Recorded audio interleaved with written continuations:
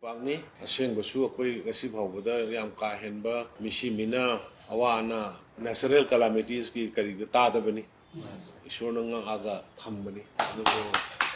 laibak thibadi akoi gi marakta mi si yam selfish winner pa ishor si sangna ningap taba sinda prabhu jisu harga yelom na sakraga lut tawba sinda hare krishna harga oilom na sakraga lut tawba suguma mina masing khara Henkel lakpadagi akoi wabani. Hujik su tawli sini.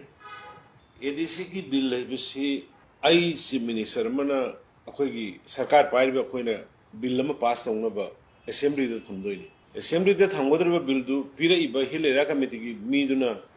Manipur ani thongna thugai si na pire. Chief secretary ani thamsi secretary ani thamsi na ado ai state ki chief minister mo na ado bill du assembly da thamgodra. Bill pire ba moi du na CM oi ba kan moi bill du thamgodra Manipur thugai si moi agadra. Sidi khanda de adu thambi de adu ano bola iba government sina koi na munna khanna rakanda hilers committee gi member kun muk loina punna khanna rakanda hai ba kan ba Manipur thugai si hai ba adu tawse hai ba du lokphokraga singi praja da hen kana ba ba empower to ba ba khara henkala leadership power se na pure thamme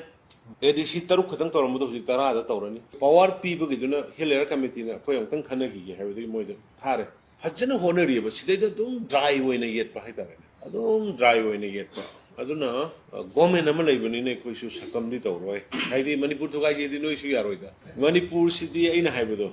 koi punna sahi lising ani ahum leira ba si khoiren tak harisini khoiren tak ki khoiren ne se koi meitei gi lon ni